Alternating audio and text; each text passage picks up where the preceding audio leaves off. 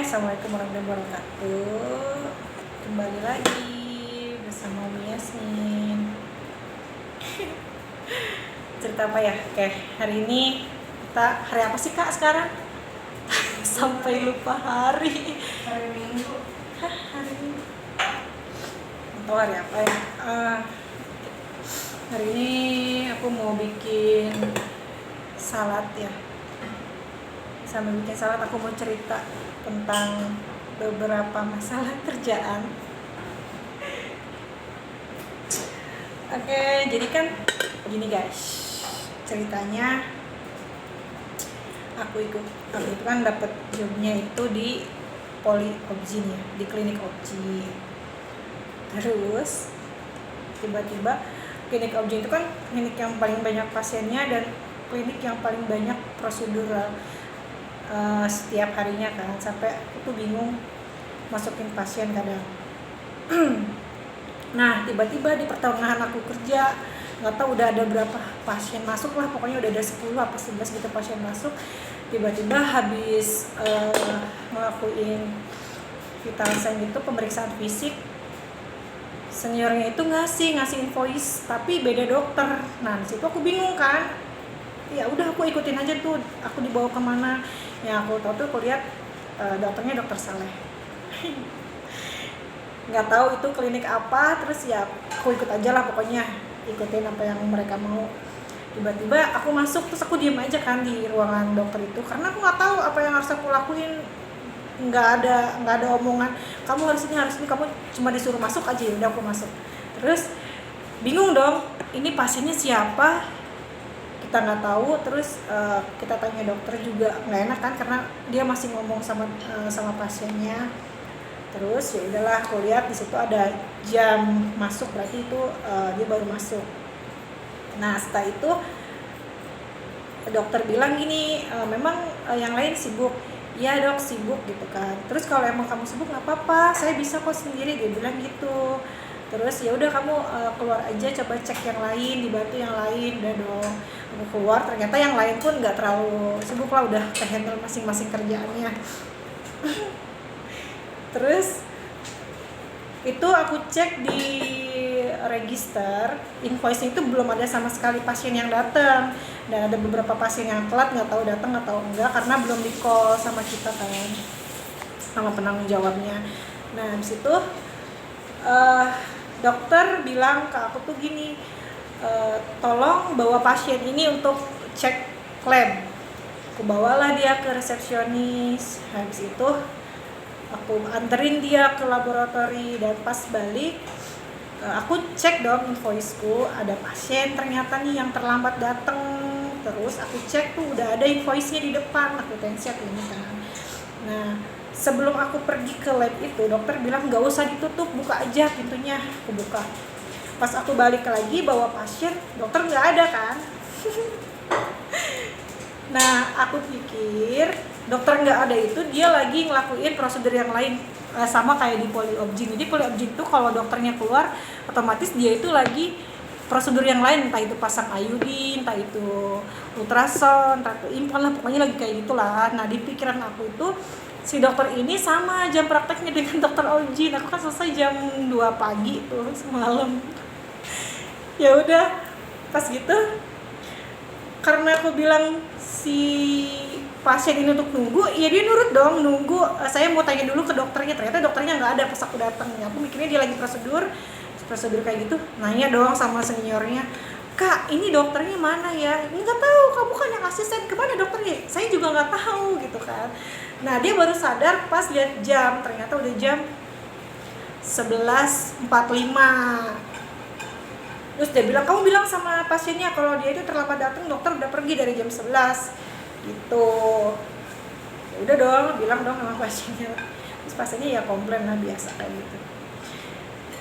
Ya pelajarannya intinya bingung aja. Maksudnya kalau kita lagi kerja di satu klinik terus pindah ke klinik yang lain, kan kita juga nggak, pasti rata-rata yang baru nggak akan tahu dong siapa yang ada di dalam klinik, terus siapa pasien selanjutnya, terus siapa juga yang terus aku juga yang penting tuh aku nggak tahu tuh dokter ternyata prakteknya sampai jam 11 malam gitu kan. Ya udahlah, pelajaran aja. Terus aku bilang lah sama mentorku yang di Objin, Kak jangan oper saya di klinik yang lain tiba-tiba kayak semalam gitu kan, karena saya belum siap gitu. Karena kan fokus aku tuh emang dari awal kan di poliobgyn kan, karena poliobgyn kan banyak tindakan. Nah semalam itu ada tindakan pemasangan IUD. Walaupun di Indonesia kita sering memasang IUD, tapi kan kita nggak tahu ya kebiasaan dokter di sini tuh kayak gimana, persiapannya apa aja, biasanya kayak gimana. Kita kan tetap harus belajar dari nol lagi kan, karena setiap dokter pun nggak di Indonesia ataupun di maksudnya nggak di mana-mana pasti kan dia punya prosedur yang beda-beda kan. Kadang dokter maunya ini dulu gitu kan. Ya udahlah, akhirnya gara-gara semalam aku pindah ke family medicine, jadi ya udah aku ketinggalan satu poin itu doang sih, satu poin prosedur. Ya gitulah, dan itu setiap harinya pasti ada aja keriuhannya kayak gitu. Nah terus dan mereka itu rata-rata pasien itu kan pasti langsung komplain ke bagian manajemen gitulah, kalau kita bilang manajemen atau penanggung jawab di bagian klinik sini kan. Ya udah mungkin mereka protes gitu, terus marah. Aku sih nggak peduli ya, maksudnya dimarahin sama senior ataupun mereka nge-push aku untuk bisa gitu kan, karena aku kerja di sini, aku mau belajar, aku mau bisa dan aku harus siap kerja gitu kan. Tapi maksudnya kalau tiba-tiba kayak gitu juga ya bingung juga kan. Nah nggak peduli maksudnya dimarahin kayak gimana, nggak peduli, tapi aku kasihan aja sama pasien yang udah nunggu lama. Dia udah, bayangkan ya, kita sebagai pasien, aku mikir kan pasien itu harus dilayani kan, kita udah nunggu lama ya kan Kak. Kita udah nunggu lama, terus kita udah ditensi, terus tahu-tahu dokternya udah selesai prakteknya, gimana nggak marah coba? Aku nggak peduli maksudnya aku dimarahin sama pasien, I don't care gitu kan, aku nggak peduli aku dimarahin, tapi aku cuma kasihan gitu sama pasiennya. Ya ampun, kasihan banget sih nih pasien udah nunggu lama, dia juga udah bayar, terus tiba-tiba dokter udah selesai prakteknya gitu kan. Itu yang bikin aku merasa, kok bodoh banget sih gue gitu. Sampai ya udahlah, karena kan nggak ngerti ya, karena kan tiba-tiba kita dipindah kayak gitu pasti bingung lah gitu. Tapi ya udah, itu buat pelajaran aja nanti, mungkin next kalau misalkan tiba-tiba dipindah kayak gitu lagi, aku bakalan nanya sama seniornya jam berapa dokternya selesai, jadi aku nggak masukin pasien lagi gitu guys. Oke, ini sekarang mau masak. Nah masak udah selesai, lagi bikin salad aja nih buat nanti biar kita nggak riuh menjelang maghrib. Gitu. Tapi sebenarnya enak sih di dokter itu ya, dokter Saleh itu cuma kita masukin data-data aja, nggak kayak dokter Saleh tuh baik, dia tuh fun orangnya, sabar, terus dia tuh cute. Terus dia selalu bilang nggak apa-apa, kamu kalau sibuk tinggalin aku aja katanya gitu. Iya, dia tuh baik. Kalau nggak ngerti minta tanya sama kakaknya gitu. Nah, gitu. Kalau tindakan, penting kita ngerti apa yang dia minta gitu aja. Nah, itu dia. Itu masalahnya. Kadang sih permasalahan kita tuh di bahasa sih, kadang kekurangan Ya, mereka beda gitu kan. Jadi maksud mereka tuh apa, kita nangkepnya apa gitu. Kayak gue tadi, Kenapa? dokternya minta lem, aku ngerti dia minta lem, lampu buat kuping. Terus? Nah tapi karena aku belum paham alat di sini itu nyalainnya seperti apa. Iya bener-bener. So aku lari dong ke GP, ke klinik GP. Ternyata sama aja. Oh my god, aku gini, ini punya gua yang belum dicas apa punya ini aku gitu ya. Apa ya udah akhirnya gua lari dong ke dicas. Oh iya benar-benar Kak, aku juga gitu, maksudnya gini, kayak di poliobgyn itu kan semua alat udah tersedia kan ya, udah tersedia di ruangan kan. Nah aku kan nggak tahu ya di ruangan itu dia minta apa, terus ada nggak di ruangan apa kita harus ngambil di bagian prosedur gitu kan. Itu yang kita tuh kadang nggak ngerti, kecuali kalau kita sehari-harinya di ruangan itu kita paham kan di mana letak kayak hands glove aja, dia tuh minta hands glove Kak, terus ada nggak di ruangan itu kita harus ngambil di bagian prosedur gitu kan. Itu yang kita tuh kadang nggak ngerti, kecuali kalau kita sehari-harinya di ruangan itu kita paham kan di mana letak kayak hands glove aja, dia tuh minta hands glove Kak, terus ada nggak di ruangan itu kita harus ngambil di bagian prosedur gitu kan. gue bingung endoskopinya di mana gitu kan. terus nanya kakian itu dia minta apa gitu kan, tapi di mana letaknya tuh, di mana naruhnya gitu kan. Kalau aku kan emang alat-alat semua ready semua kan di dalam, kecuali tindakan kayak apa implan gitu kan di ruang prosedur semua gitu. Nggak tahu kerjanya juga ngapain dia setiap harinya. Jadi dia itu dokter Saleh itu ngapain? Dia tuh konsultasi obat-obatan aja apa gimana? Iya, dia konsultasi umum. Jadi kayak dokter umum dokter dia. umum, tapi dia juga spesialis. Bukan gitu. spesialis. Jadi dia cuma dokter umum aja. Oh enggak, dia tuh dokter umum, tapi dia kayak spesialis khusus kayak dokter keluarga. Jadi dia tuh konsul dari orto segala macam, dia tuh bisa konsul di situ. Tapi untuk pemberian obat dibalikin lagi ke poli awal gitu. Oh iya, berarti kan dia cuma konsultasi aja kan? Iya, tapi dia bisa ngasih obat. Kayak misalnya batuk nih. Nebu gitu. Iya, dikasih. Terus kayak misalnya dia itu dengan apa namanya? Kayak demam, terus kayak sakit telinga kayak tadi kasus tadi siang. Dia tuh kayak THT, harusnya dikonsul ke THT karena Nah itu dia kan, nggak ngerti kan, itu kan umum kan. Jadi kan itu emang job disknya perawat kan. iya. Emang kita dituntut untuk bisa, tapi kan kita nggak pernah ngelakuin prosedur itu gitu. Kalau perawat kan mungkin, oh iya emang itu kerjaannya perawat gitu. Oke. Terus tadi kan aku itu ya kak, apa namanya, bilang kan ke siapa atau ahlinya, don't permit to other apa doctor gitu kan. Terus nggak apa-apa, katanya aku belajar katanya gitu, nanti aku apa namanya, aku ajarin kamu katanya gitu. Karena nanti kerjaan kita tuh merangkap kak. Iya. Kalau misalnya pasien kita sepi nih di poli kita lari ke klinik yang lagi crowded. Kayaknya klinik objek nggak ada sepi-sepinya. Ya, maybe santai gitu kan. Ya kayaknya nggak ada deh kak. Soalnya sekali dinas yang 2 jam aja tuh ada hampir 10-11 pasien. Bayangkan, dan itu tuh kadang kan kalau nggak, emang sih nggak semuanya ANC ya.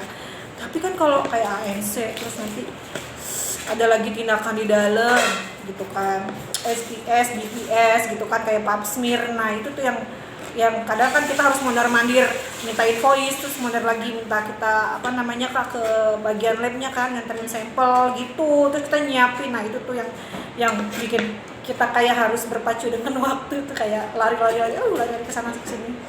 Makanya tuh yang lainnya suka bingung, kamu sibuk banget ya? Ya emang yang lain yang lain nggak pada sibuk ya? Aku bilang, aku tuh bingung kalau ditanya, kok bener-bener terus sih kak? Ya emang kerjanya gitu, mondar-mandir itu kayak kita ngambil invoice, kita nanya ke dia mau USG dulu atau gimana gitu kan, kita konfirmasi lagi ke dokter gitu kan, mau USG dulu atau gimana dok gitu kan, boleh atau enggak USG, dia nggak apa-apa USG dulu gitu kan. Ya udah kan, akhirnya kan kita otomatis mondar-mandir kan ke ke resepsionisnya gitu. Makanya kalau mereka langsung nepuk pantat sibuk banget sih lo gitu kan, emang yang lain nggak sibuk ya gitu kan, bingung gitu kan. Ya emang begitu kali kerjaannya, yang nggak di mana lah objin kan emang paling banyak banget Ya paling rewel lah pokoknya objin. Paling banyak, bukan cuma ANC doang ya. Jadi ada pasien-pasien lain, pasien-pasien kewanitaan lah, khusus reproduksi kan, apalagi di sini ya negara yang maksudnya yang dan senangnya tuh di sini objin itu yang megang cewek.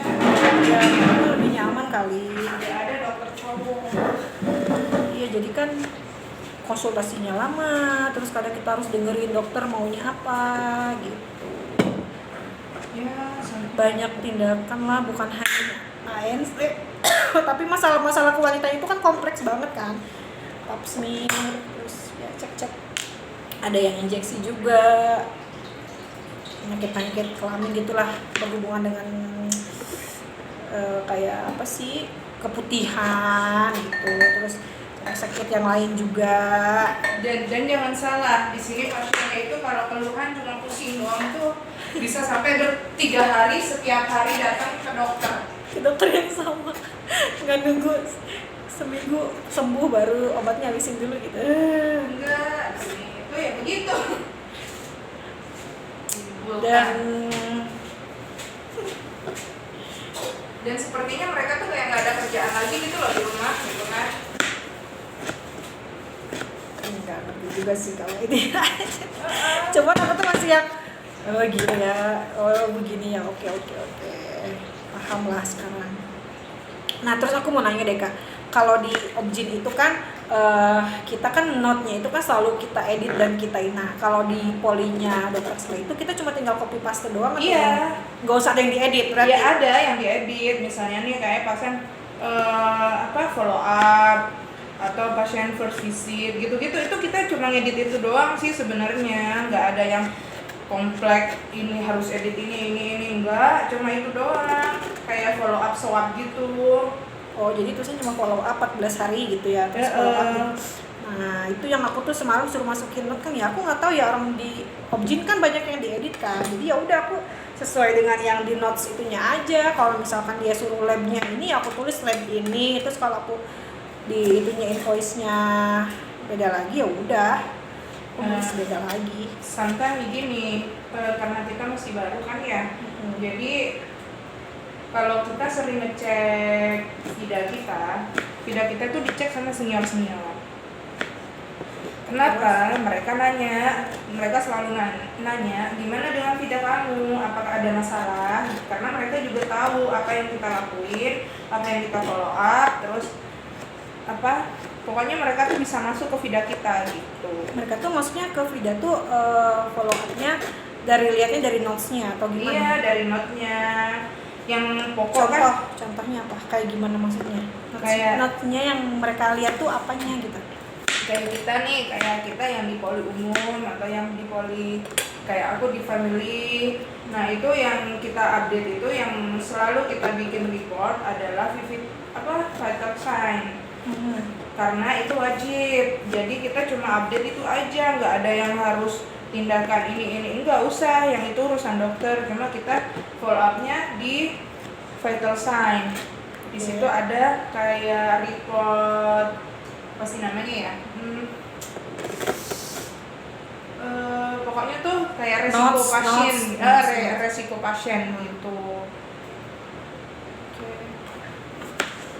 Dan sebenarnya kan itu bukan tanggung jawab kita ya. Apa? Kalau yang notes kayak gitu tuh sebenarnya bukan. Oh itu tanggung jawab kita Kak, karena itu masuk di sistem. Kalau misalnya bukan yang penanggung jawab ininya, asisten dokternya bukan. Kita sebagai asisten dokter yang tanggung jawab. Kalau kakak kan cuma perbantuan tuh. Nah itu kakak nggak masalah, misalnya kakak salah gitu, kakak ini salah update atau apa, berarti itu yang ngebenerin si asdoknya. Nah, iya kan, kita kan cuma bantuin itu doang. Tapi kan kita maksudnya gini loh Kak, kita masukin notes itu kan dalam membantu penyelesaian swabnya nih, tapi kan kita tetap dicek lagi kan. Iya. Karena kan aku selalu kayak gitu setiap hari, kamu udah katanya gitu kan, kamu udah bikin notesnya, udah mam gitu kan, terus please check my job gitu kan. Terus dia kan selalu bilang I kill you if you false gitu kan.